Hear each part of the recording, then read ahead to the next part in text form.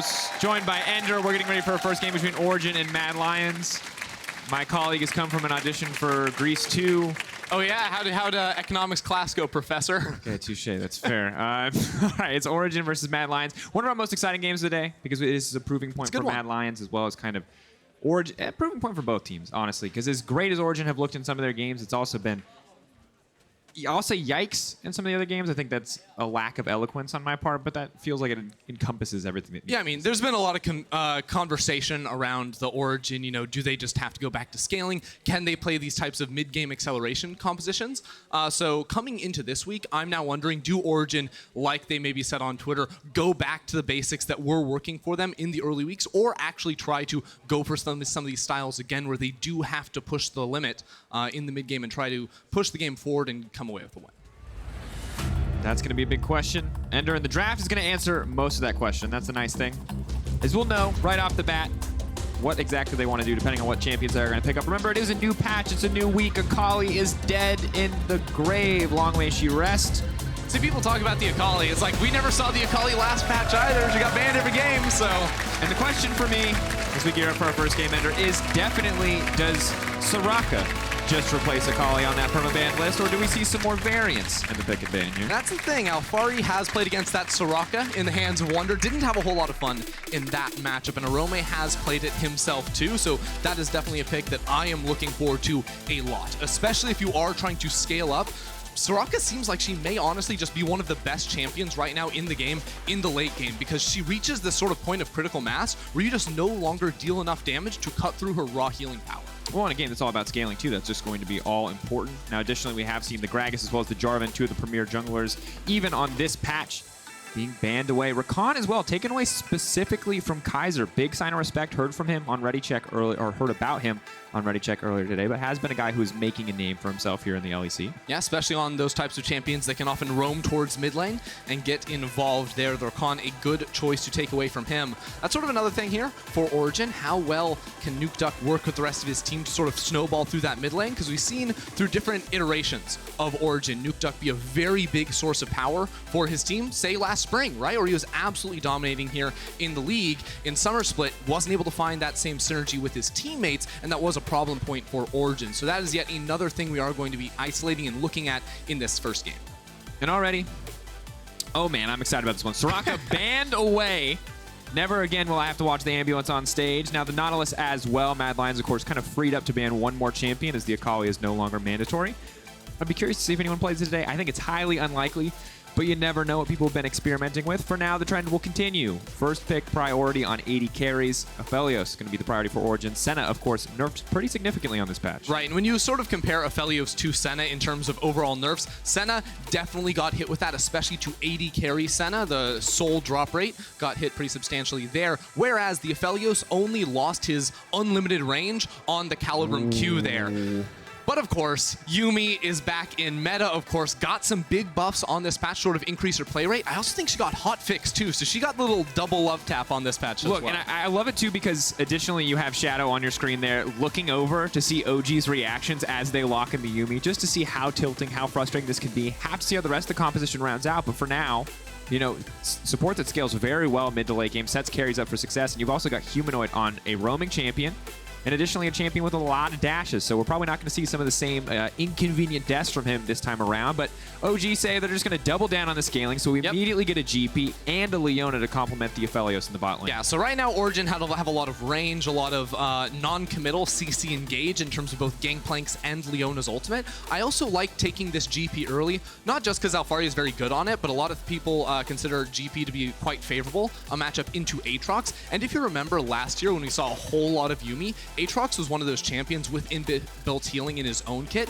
that could absolutely dominate if he got a Yuumi on top of him as well. So we'll see how Mad Lions build out the rest of this comp, because Yuumi works super well with those sort of backline divers that just want more target access. And additionally, I like now that we have a LeBlanc and an Ezreal on the side of Mad Lions. In general, I'm quite skeptical about Ezreal as a champion, but one thing I will say is that Gangplank has been the bane of every single AD carry in the meta, because every single one outside of the Ezreal has been dashless. So having a champion that can get out of that cannon barrage, alongside the LeBlanc means it's going to be a lot harder for Origen really to set up. Right, and this will be a very different look of Ezreal. If you've been watching some regions around the world, if you've been watching solo queue as well, this is very likely going to be the lethal tempo Ezreal. We've seen it in mid lane, but with LeBlanc picked already, you assume that will be down bot side. But with some buffs to his base attack speed and the growth per level, lethal tempo has become a solid rune choice for him because, of course, Kleptomancy that he dominated throughout all 2019 on is no longer an option for him. And it's interesting as well with the shifts to Ezreal, we're also seeing less priority on the jungle here in the draft so far. Very often it was just first three was an AD carry, a jungler, something else. Sometimes it was LeBlanc, sometimes it was a support, but now huge shifts on 10.3. Hey, it might be Sejuani time. She got some nice little buffs there in terms of attack speed for her early clear. So with an Olaf ban there as well, a lot of these early game junglers getting removed. If you think about actual tank junglers and if you want to bring them into a composition, well, I think Mad Lions have a comp that could work well with that. Of course, Origen too. I think Mad Lions maybe want a physical damage jungler though, or a lot of physical damage there with the LeBlanc in the mid lane to sort of pack a better 1-2 punch, and that's what you're going to get with the Xerxe there as well. When Xerxe not picked off the board, Xerxe's going to have to dig deep into the pool there. That's 5 jungler bans. 6 off the board. I love it, take into account the Xerxe. I love it. That's a good scaling pick. Yes. Okay. Here's the thing. Karthus last patch and throughout the entire preseason actually lost a lot of win rate. Even though the timers went down and Karthus was always one of those junglers that cleared so quickly, because there is now more experience back in the jungle on 10-3 as opposed to 10-2. I've been trying out the Karthus. He looks really, really good in this meta, and it means that you have AP damage now when you go for a tank Ornn. This is such an incredible team comp from Origen. I love seeing Ornn in a lane that is not top lane. Excited to see what Nukeduck can do with it. We've got a Cho'Gath the matchup against Alphari. LeBlanc going to be toe-to-toe with the Ornn. Two very different compositions in terms of what they're trying to achieve. Beautiful engage options on the side of OG, and on the opposite side for Mad Lions, the LeBlanc, the Ezreal. So many slippery targets backed up by the power of this Yuumi. Yeah, they're super slippery, but there's almost so much CC on the side of Origen that it's still going to be really hard to play out these team fights. So for me, when I'm looking at Mad Lions comp, I think they unlocked a little bit earlier into the game on 1-2 items here. I expect to see Shadow get very active in the early game. This is one of our more creative junglers when it comes to trying to find gank opportunities or invade. So work with Humanoid in mid to see if you can sort of open up the map a little bit before the scaling power of GP, Karthus, and the rest come online for Origen. And of course, very difficult to force a large advantage against Origen in the early game. For while they're not necessarily our most aggressive team, they are very smart about how they play the game, very cautious, very safe, very calculated. So finding those openings, finding those weak points may be difficult. Good news is, Xerxe obviously a lot more of a proactive ganker than something like the Karthus. I imagine we'll see a lot of power farming from pretty much every single OG lane. Yep, it's gonna be a Barbary here for the side of OG. Scale up towards late has to be the name of the game. So as long as they go back to what had worked for them in the first few weeks, this looks like one that OG have a very solid 5v5 built for and continue to work on some of those basics. Two teams once again fighting near the top of the standings, looking to cement themselves just a bit ahead of the other one. This week is going to decide a lot for every lineup here in the LEC, and time to see how game one plays out.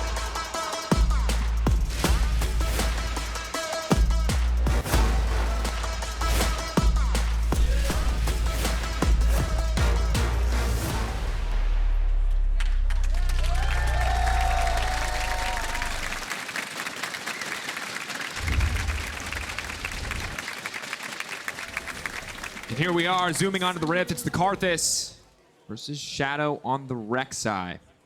Xerxe, of course, one of the big innovators here.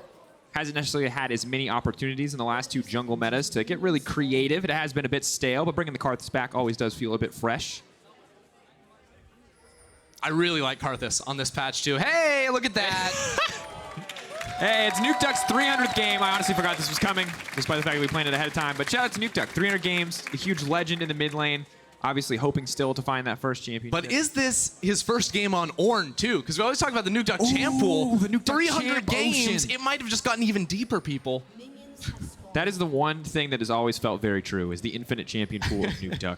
I think he won't retire until he plays literally all champions. So as long as Riot continues to release new picks, like, we'll have Nukeduck we're going to have Nukeduck. We're going to have a 60-year-old Nukeduck on stage going out Get for his the, walker up for the on- latest Oh, 19 champ, 17 hit passive. It'll be a good life. I just got confirmation, by the way. It is his first Ornn game. As OG look for an invade, I really like this. Karthus is level 1. Very, very powerful, especially up against the Xerxe. So while you consider usually Xerxe has a really strong early game impact in this type of matchup, to split the map and to potentially deny a red buff from Shadow is obviously going to be a problem for him. Now Shadow for now, grabbing the blue.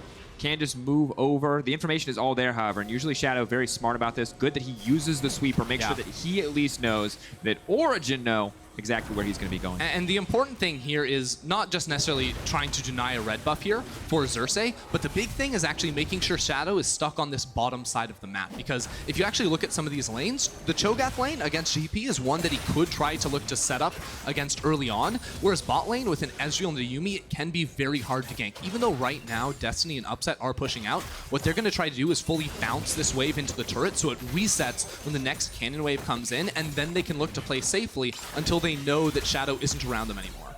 Yeah, and I'm really curious to see how exactly the Yuumi affects Mad's strategies, because Kaiser has been a bright point for this team, very solid and very consistent about these engages. Gonna hold that thought though, as Shadow trying to clear out the card camp. He will be forced to back away. Upset and Destiny actually going to be happy to inherit a lot of this gold and experience. Yeah, well, the thing is, like, so much, actually, this is a really big change. On 10.3, so much of the EXP and gold on Krugs got pulled out of the large Krugs and just inserted into the really tiny Krugs. So it's a big deal on this patch that you actually do Krugs. They're the most effective camp on the map. Do Krugs all the time, kids. Trust me. But mainly because you want to finish them off, too. So the fact that Shadow wasn't able to finish them actually denies him quite a bit. Yeah, because last patch it was just kill the big Krug, maybe kill a medium Krug. It was like, don't even go near them. Yeah. Now Xerxe moving to the top side is just going to be a Krug for Krug trade at this point in the game. And in the meanwhile, the mid lane also very calm. So very static game. I think level 6 we can expect to see a little bit more action, especially once Cho'Gath gets access to the ultimate. But the Yuumi Ezreal lane, not going to kick things off. You said 1, maybe 2 items enter. Well, up until that point, while Ezreal is very strong before the first back, I can't imagine we're going to see a lot of aggression from a champion who builds Tear the Goddess first. Yeah, well, that's sort of the weird thing about this Mad Lions comp is that while they do have some like quite a bit of damage, and they have really high agency individual characters. You know, like the Ezreal and the LeBlanc can do a lot of things on their own. They don't have super reliable engage tools, right? It's going to be a Cho'Gath probably with Righteous Glory eventually, with a Yuumi on top of him throwing out the it's a final chapter, last chapter, one of those. Final chapter. Final chapter. It's something like that. But that's pretty much their only way to try and initiate a team fight. And Origen should be able to, with all the range in their composition, just drop down sort of like a Karthus wall and walk away. That's kind of the hope for them. So Mad Lions are going to need to get creative with how they find these fights in the mid game. Yeah. And I think just very different from Mad Lions. And the good news is if they can pull this off, it's going to mean a lot. Oh.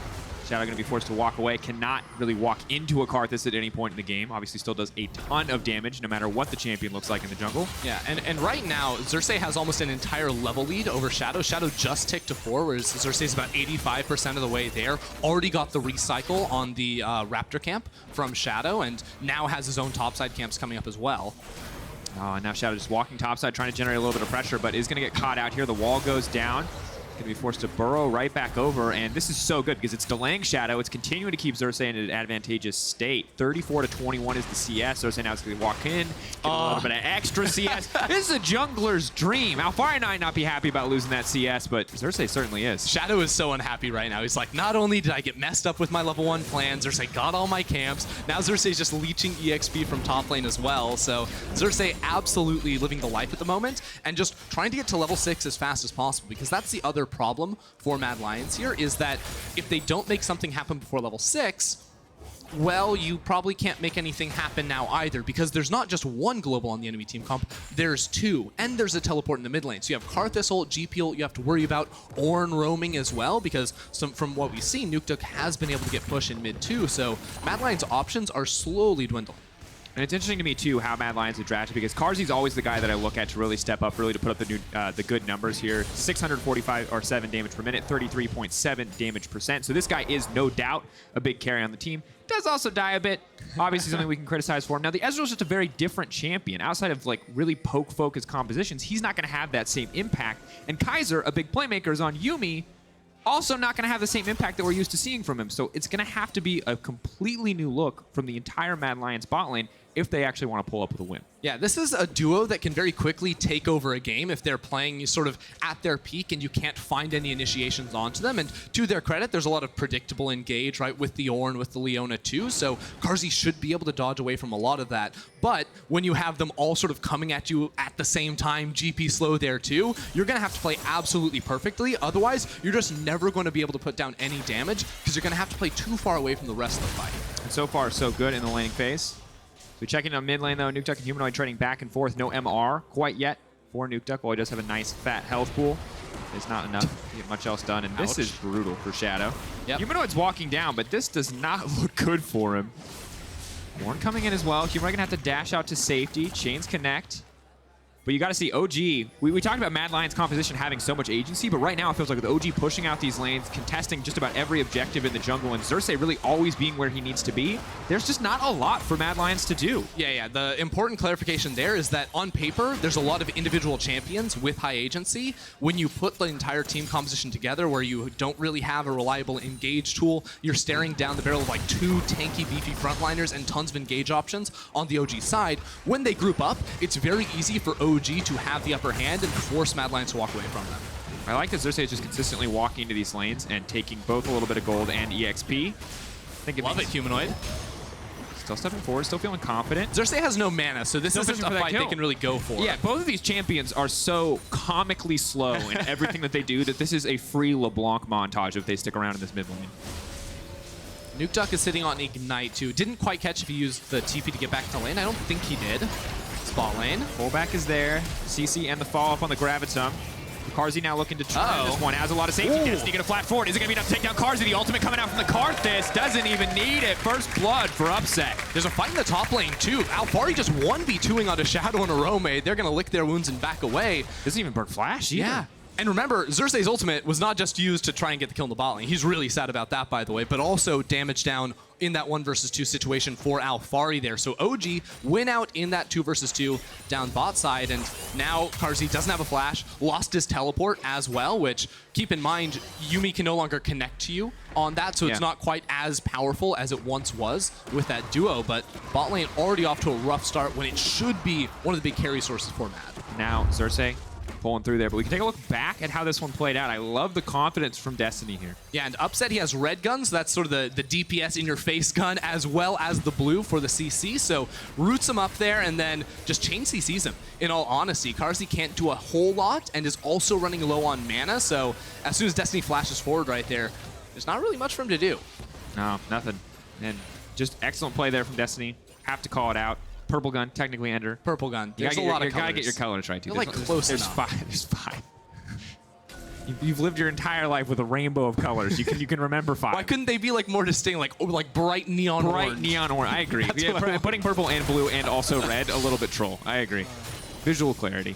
Alphari, though, potentially going to be in trouble one more time. He's already survived 1, 2, There's 4 people on the way, Never though. mind. It's a 4v1. Okay, Alphari, with no ultimate available, does technically have the flash. Most he can hope for, I think, is to trade his life. Walking, actually just going to walk past Humanoid. Humanoid missed the first chain. He now has to use the ulti chain to lock him down. The flash away as well. The final chapter, they're burning everything to kill Alphari. They're going to get it done, but what are they going to give up in the meantime? Because top lane tower is getting taken down. The Herald has been summoned, and Mad, I think, lost out big, committing so much to take down Alphari. Yeah, well, Mad were in a really difficult position right there because, of course, OG had initiated the swap, so they got the Herald, so Mad had to make a play happen. The fact they got the kill was what they came for. They desperately needed that themselves. The question is, can they actually push in time to get this tower? And I don't think the answer is yes on that one. Top lane tower already goes down with the late Herald placement from OG as well to get the maximum value out of that charge. And while yes, they should be able to secure this Drake for them, OG in a very comfortable spot. OG are more than happy to trade up in overall gold as opposed to kills or the potential scaling of a Cloud Drake here too, because as long as they have better items than Mad don't really stand a chance. It's going to be so very difficult for Mad to win out in a lot of these mid-game skirmishes. LeBlanc's going to feel a lot better once Ludens comes in, but she's playing into an Abyssal Mask, which means nothing's going to happen in that 1v1. You can see Nukeduck Obviously, Humanoid doesn't fire back anything, but even the Orn without a single damage item is still hitting hard. Shadow in trouble, gonna get locked up. Xerxe just gonna walk forward and grab that one. Easy picking. Shadow just getting picked apart this game. Yeah, I think OG sort of took the gamble right there that Mad, because they were so focused on going for the dive in bot lane, had never actually got Kaiser to leave. You know, Yuumi can't roam and put down vision, so they just walk straight up into the enemy jungle. Now they've split the map once more, and they're able to push without any response from Mad. Nukeduck solo pushes this wave topside as well, so it's not like Mad can make a response play themselves. OG are forcing Mad to basically never take an optimal trade. Burning once again, 2 members pressure all the way here on the top side of the map. Nukeduck definitely has overstayed, trying to dash out to safety, but will be able to grab that one for Orome. Doesn't even need the feast to finish it off. In the meantime, Origen not getting a lot done, so that is a positive exchange for the side of Mad Lions. Well, OG still pushing down bot side, so that's 3 turret plates already for them. These are solo plates as well for upsets. Well, yes, Mad Lions, they need the kills. They need all they can get right now, so we're going to give them credit for that. This is not like it's meaning they're trading up a whole lot in terms of overall gold or experience. Which is a difficult thing, because once again, scaling to no one's surprise, in favor of Origen. Now Ezreal getting closer and closer to that 2-item point you talked about. LeBlanc finally does pick up the loot and Zeko for herself, but it does not get easier from here. Carzzy, no doubt, safe alongside Kaiser, but how effective can they be at actually pulling something out for Mad? Oh no, Humanoid. If he goes back there, he's just gonna get stunned. He's gonna get locked up. GP all now comes in. There's no room for this LeBlanc to play League of Legends. Point and click him down. The Requiem gonna finish the job. Killing him from long range right there. OG gets the tower with ease. And this is good to see from OG, because even though they are playing the comp that definitively outscales in this type of a match, OG are also playing proactively here, trading sides of the map, looking for these tower dives. So altogether, putting a very good foot forward here in week 4. Definitely.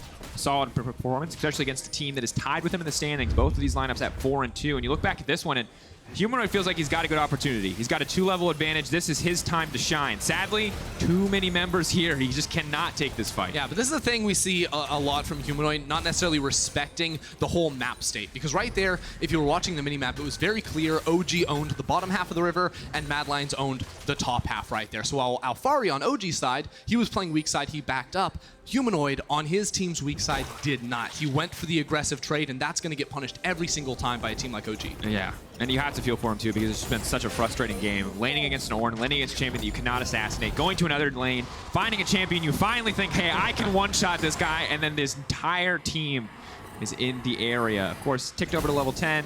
Carzzy now finally with the Muramana, or the Manamune rather, stacking that one up still, but at this point, it's kind of, I feel like we're in the Mad waiting room. Like, when are they going to show up? When are they going to make a play? Because for now, it's all been super reactive, and some of it's been okay, but they're still clearly very far behind, 24.1 to 21.7. Yeah, well, I do have some good news, and that's that Righteous Glory has come through from Orome. When you were talking about how this team initiates a fight, it is just going to be that. They're coming into the bot lane now. Oh, Void Monster's on the hunt. That's going to be the lockdown. They're going to try to find the knock-up. Nothing the Nukeduck can do, and goodbye to the Orn. Easy kill for the Mad Lions. That's what we want to see. Mad Lions grouping up, using this Cho'Gath to start off fights. And this time, OG not in a really great position to respond elsewhere on the maps. This is the first time I felt like Mad Lions have gone for a play that was their choice. It wasn't sort of reacting to OG having to push somewhere else. And now they just have to try and keep this turret afloat. Yeah, OG's turn to react. What can they get done in the meantime? The TP coming in from Orome should be easy for him to walk up and clear the wave. A lot of damage down, but not going to be able to get any greater advantages. The plate's already gone. Humanoid breaking the tower on the bottom side, and suddenly the gold a little bit closer. Yep. That's what we need to see from Mad Lions. I think Mad Lions is as fast as you can push it now. The next 5-10 minutes is definitely going to benefit them, especially around the dragons, right? They got the first Drake, the Cloud Drake of the game. Now I think if you're Mad Lions, you're looking down the road. It's like, okay, right now we're down a little bit in gold, so obviously we need to try to course correct and fix that as we move forward. But in terms of an overall win condition, if they're trying to level out this game right now, play for the Drakes, try to get to a fast Soul if you can secure them all yourselves, and then an Elder too, because if you can fight for Elder around 30 or 35, as opposed to 40 plus when OG are absolutely in their prime, you're going to give yourself a much better chance of coming away with a win. Yeah, the bad news for them, though, is that because the early game did not really go in their favor, you're staring down Xerxe, who may only be level 9, but has already finished both magic penetration items. Yeah. When level 11 ticks around, that Requiem is going to hurt. Yes, the person being protected by Yuumi will probably be fine, but everyone else is going to have to be scared, and especially Shadow, who has no health to speak of, just the Merc Treads for defensive options. Now it is Matt just going for that dragon swap you're talking about. They're going to lose gold off of this Herald play potentially, but with all the outer turrets already pretty much gone, the mid lane super low as well, I think this is a fine trade for the Mad Lions to take. Just make sure you can get through these as quickly as possible. The other thing they have to consider is that Nukeduck will eventually be reaching those Ornn upgraded items, but right now Humanoid has a major lead in terms of overall experience. It's 2 levels up on Nukeduck, who's only level 10, so that's a huge point of power now for the Mad Lions to try and utilize. Man, it's not even like someone else on Origin is really siphoning all of that experience. Maybe there's a small advantage in the jungle, but Shadow has actually done a very good job of catching up. Orome now taking over to level 11. Clearly the plan is to funnel resources into Upset. He's been left alone for so much of this game. 1.5 items completed. Looks like we are going to be seeing the Infinity Edge second instead of the Hurricane or the Rapid Fire Cannon. So just raw damage output is what OG are looking for here. Oh, Humanoid just swung out of the way! No! It's a disaster. Wait, they actually don't get that tower now. Because GP can move down potentially. Or no, because Humanoid actually is low. Took a couple of tower shots there too. They're just going to walk away from it. Yeah. So like, obviously, that tower's super low. But that's a lot of gold. That was the gold trade they wanted to make for the Herald play. Will mean OG keep their lead for the moment. Yeah, but it's only 2K. And of course, 2 dragons on the side of Mad Lions. Not going to amount to much. Will be nice for the Yuumi, Little Blanc. Actually, every champion really loving to have that ultimate cooldown reduction. But from here on out, Alphari approaching level 11. Xerxe has ticked over to level 10, and I think that is the big break point where we can really start to see OG start to look to push and force for some of these objectives. Carzzy immediately trying to get mid priority here, throwing down the Ezreal, proccing the lethal tempo.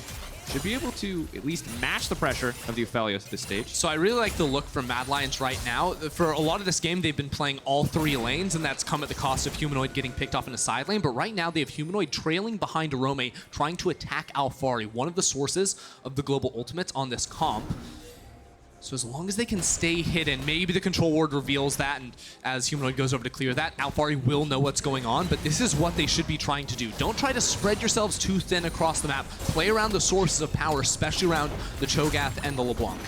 And it looks like Upset tried to commit the ultimate in the mid lane with the Gravitum, would not find a target, could not lock down Carzzy. Certainly would have meant death, as Destiny was there for the follow-up. So once again, the Ezreal pick really paying off, making sure that Carzzy cannot just be picked at any moment in this game. Have to see what Origen's response is, because as you said, I really like what Mad Lions are doing moving across the map here. Yeah, there's a new mode now for both these teams to sort of enter, and it's because you have both teams have a tank and a solo lane, right? For OG, it's Nukeduck in mid lane, Orome, the Cho'Gath in top side. So right now, these teams should be focused on funneling resources into Alphari and Upset. Or on Mad Lion's side, it's going to be Humanoid and Carzzy, not really giving as much to these tanks. And we've already seen that a little bit from Origin, how we saw Nukeduck fall super far behind in terms of experience up against Humanoid. That's because he's just not getting a lot of the solo gold, right? Right now, he's in mid lane around this lane, but it should 100% be Upset that picks up every single minion here. And if it's not, that's a mistake. And you can see, though, that Origin very clearly trying not to put those resources forward. But on the opposite side, just the amount of CS going into the pockets of Mad is quite incredible. Xerxe has been caught out. Looks like they're fishing for a fight. The Ornhorn is now coming down. Orome just going to walk forward looking for a bite to eat. But it doesn't look like he's going to be able to find it. The Yuumi trying to save in the final chapter. But that's a Requiem. You can't stop that one from the skies. Death rains down on the Mad Lions. Mad Lions just forced way too hard right there, going very, very deep at OG. That's the type of situation they want to fight in when they can kite pack, use these high DPS backliners to just run you down. Now it's them with all the control over the map once more, and they can push down mid. And Orome just trying to force way too hard. Almost looks like he's going to make it out, but Xerxe now level 11. I don't know if he got to use the level 2 all, but it doesn't really matter. Finds the kill in the end. 3-0-1 Karthus you're now staring down. Like, I can see on paper why they would want to fight. Like, looking at it now, I'm not quite sure if Orome had finished off that Warmogs, but if they had just hit 2 items and were comfortable with that itemization. He had the Warmogs. Like, so the idea makes some amount of sense in terms of we want to fight, but chasing Xerxe so deep into this jungle when the rest of Origin is around and Humanoid is nowhere near means there's not the follow-up damage. We talked about the zone control. Carzzy on this Ezreal can't touch the backline. He can only chip away at the front, and that means that when you have 2 beefy tanks on the side of OG, Ezreal just can't do anything. Without LeBlanc around, you have no damage that's ever going to reach the backline of OG, and that's one of the major reasons why Mad Lions' composition is inferior to OG's in this game. Yeah, difficult. This feels like they drafted themselves such a small time window to play around. The good news is the Ezreal has now ticked over the quintessential 2-item spike. We'll say it every time because it is his strongest relative point in the game. Maybe they can look to get something done, but as you mentioned, That's a beefy front line. If your Qs are hitting the Ornn, that's a lost team fight. You need to be hitting that back line. You need to be finding a way to get some work done, because the Karthus is only getting scarier. Looks like we're going straight to death cap after the flat pen. So Xerxe knows exactly what he needs to do in these fights, and that's, well, push hard. Yeah, I'm also looking at Humanoid's items right now. I'm like, is this Season 3 death cap? I don't know what's going on in there. Like, clearly he's trying to buy, like, the component items that he just recalls on, but this is going to delay his potential second item spike, where, like, you need a Void Staff if you're going to be hitting literally anyone on the enemy team outside of now Xerxe, because now everyone has MR, even Upset has a null magic mantle, but the, of course, the Needless Large Rod is just a sink of 1250 gold that could be that Void Staff. Yeah, difficult. You feel like when you adjust your itemization on the fly, sometimes you autopilot the itemization. You have to wonder if he thought, you know, hey, death cap here is the right choice, and then he realizes how tanky the enemy team is. Even if you want to look at squishier targets like Xerxe or Upset, it's just not the best option. Naka will connect, however. Humanoid going to be forced to burn ulti here to make it to safety. Nukeduck will use that spellbook Exhaust. And Destiny just laying down a bit of extra vision. And this is the thing, is that OG were such a Senna team in the previous patch, but I'm so glad that Senna is gone, because you just could not take Baron with that champion. Yes, you'd never take damage, but you also didn't do enough damage. Aphelios, on the other hand, is a Baron killer. This champion can shred through that objective. And I want to see OG start to contest. Yeah, the thing is, I think OG, their game plan has to be vision first, objective second, right? And that's sort of the safe approach they oftentimes like to go for. And with a comp like this, I think that's completely justified. So looking to get control towards in the river, the right now is, you know, dark for the sides of Mad Lions, but then inside the Mad Lions jungle, make it so that you can actually find a fight outside of the pit where Mad Lions have to walk into you, because that's basically what they have to do with this type of a comp, and then you turn around with that engage from range that has really been crafted here by OG. And hopefully the fights to come might get a little bit easier for Mad, despite the fact that we talk about 2 items for Carzzy. The Blade of the Rune King appears to be on the way, will help shred through some of the health that we do see from Nukeduck. But the goal tells us very clearly where exactly OG want to put their resources, and honestly shows how far ahead they are in some of these individual matchups. Yeah, it shows both sides too, because you're talking about how neither team wanted to give a whole lot of gold to the tanks. You can see how far OG have gone down that route. Nukeduck has less gold than both junglers. That's insane. They don't care about giving him items, and quite honestly, there's absolutely no reason to. When you have Karthus in the jungle and you put a tank in the mid lane, like, this makes a lot of sense to me, because you're effectively just trying to funnel more resources onto Xerxe. So if forever there's some reason where Upset or Alphari aren't in the same lane as Nukeduck, it should be Xerxe, and it should be him picking up a lot, and that's why he has a 40 CS lead over Xerxe. It's why he's able to walk with freely into the enemy jungle and take away camps. And one of the things that I love about the itemization coming out from OG is that we see, like, clear awareness in terms of building Ornn itemization. Hold that thought, see if this fight breaks out.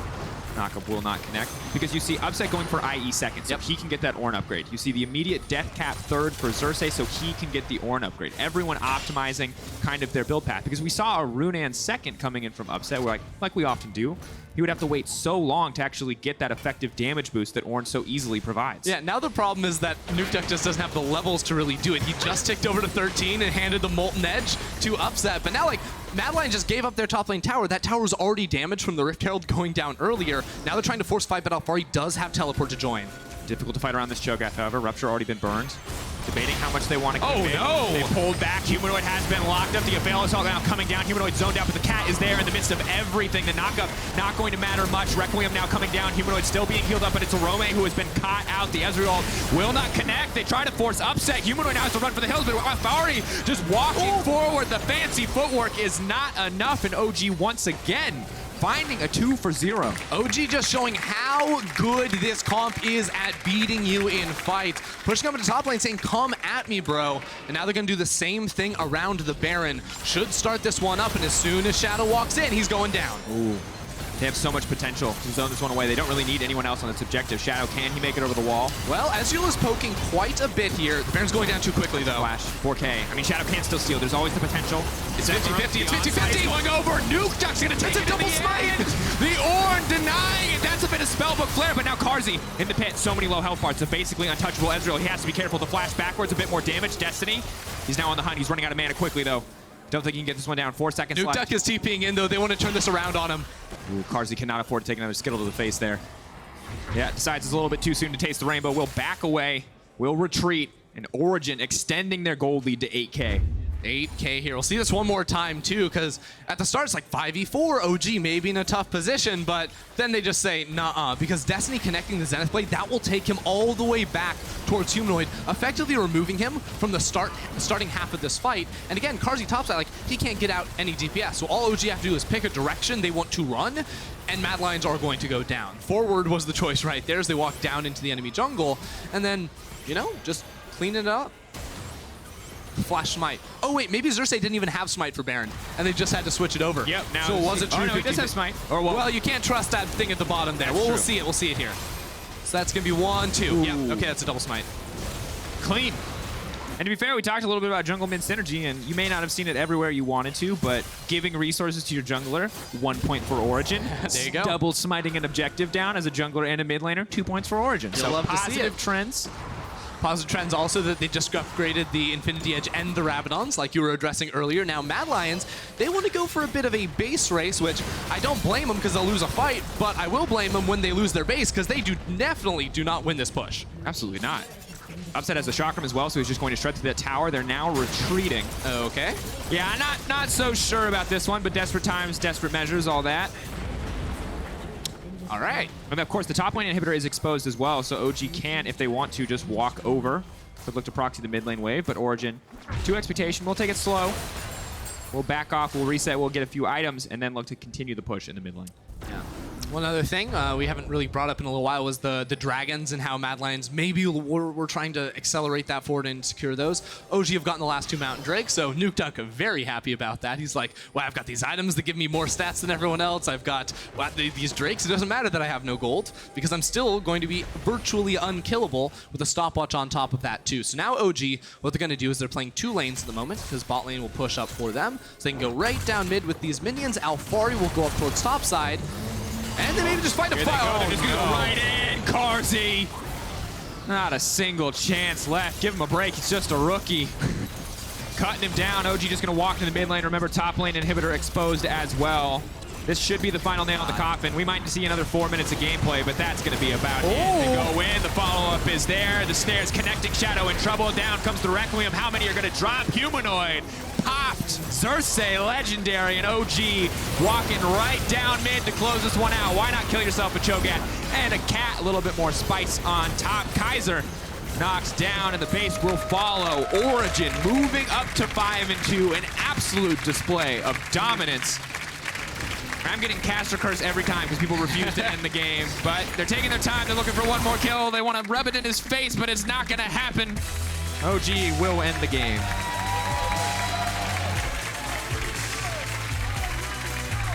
That was just nasty from Origen, right? You know, they came off a little bit of a rough week 3. They come into the games today, say, we're going to draft what we like to play. And it honestly just didn't even feel like they gave a chance to the Mad Lions because even though you say you get outscaled with this comp, like Xerxe was inside the enemy jungle from level 1, never taking his foot off the gas. Just really nice stuff from OG. Yeah, the thing that really made this all work out for me is both the incredible jungling from Xerxe, but also I think the heads-up drafting from the side of OG.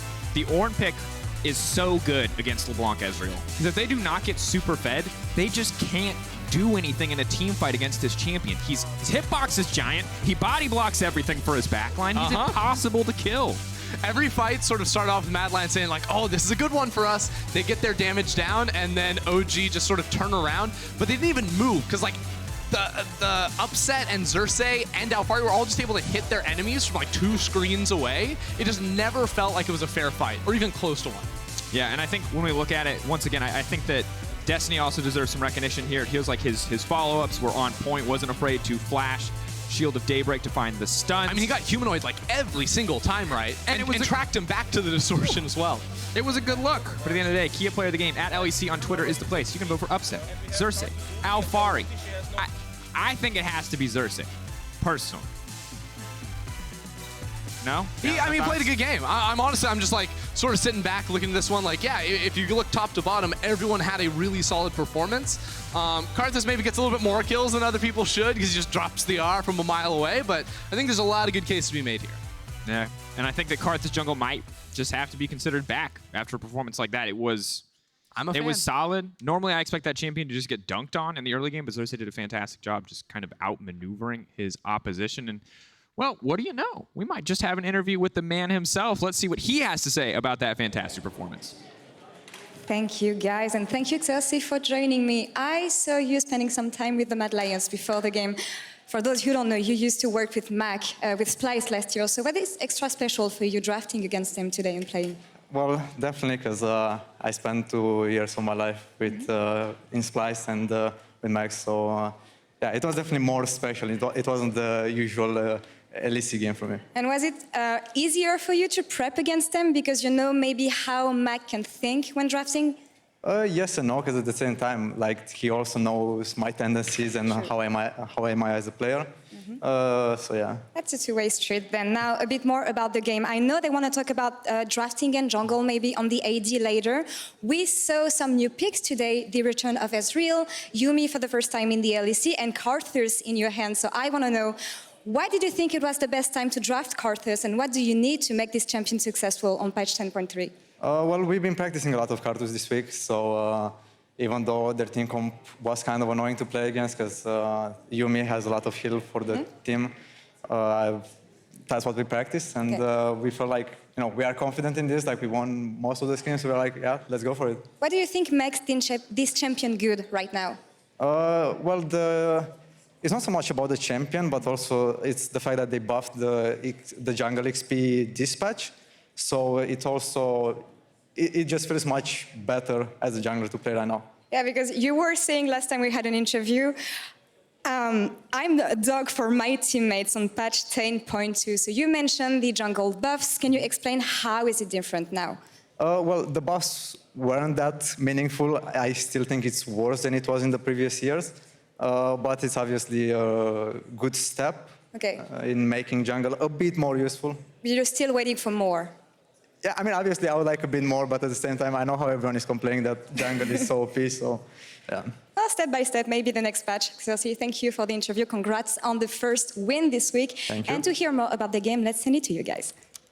Thank you so much. That was Law there with Xerxe, and a big win. And it wasn't a typical LEC game, at least that's the words that he chose to share with us. It felt like it had a little bit more oomph to it, and it certainly did. For our analysts, Fedius and Frosk, you guys were talking all about how you felt like there was a different OG draft, a different world out there last week. This week, you're expecting a return to the norm. Did you get it? Yes. So we want to immediately get into the draft, and I'm going to use this giant fancy wall that I have behind me to talk a little bit more about it. I love fancy walls. When we think about what happened last week, we can see, oh, this is the draft that we ended up seeing this time around, right? So when they were drafting, what am I looking at right now? You're looking at the draft you just watched. Yeah. So this is the draft that we just saw, and you'll notice that they've gone for much more of a scaling choice. You have the Ornn in the mid lane, you have the Karthus, you have the Gangplank, very strong scaling champions. And the great thing about them is they mitigate a lot of what Mad is trying to do. Things like LeBlanc and Xerxe, known as a very strong 2v2 mid-jungle duo, is mitigated by the fact that they can't gain much pressure against this Ornn. So this lane is neutralized,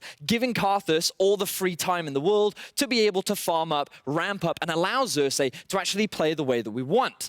And when you have a look at some of his early game stats, you can see that Origen were able to find a plus 1.5k gold difference in the early game. They were able to find 3 kills plus assists in the early game as well. And when we contrast that to how they played against Misfits last week, it was Origen that was trying to go for much more of this style. They drafted a strong mid-jungle duo. They tried to get ahead through the mid lane and synergy with their jungler, and I felt like that it just wasn't there. Do we have a way to bring that up? Can we bring up the other draft to visualize it, just so for my memory's sake? I mean, as a reminder, there we go. So, yes. So here we can see the Qiyana and the Elise. So when you look at this draft, the whole goal is to get this, and this champion all working together to help move them around the map and attack these side lanes. Try and shut down the Zyra Khan, trying to shut down the Aatrox. But they were unable to do it. They found themselves in a 3,000 gold deficit in the early game. They didn't get a single kill plus assist, and a lot of it came from the fact that these players were playing very independently of each other. other. The great thing about a Karthus is it doesn't need you to work well with your team. You just have to be farmed up and ready in order to react to any plays that happen on the map. And I felt like that we get to see a clear shift and draft focus from the side of Origen to allow them to play much more of their style that we're used to seeing from them, and it guaranteed them so much more success compared to the past. Well, there is no doubt that there is a clear shift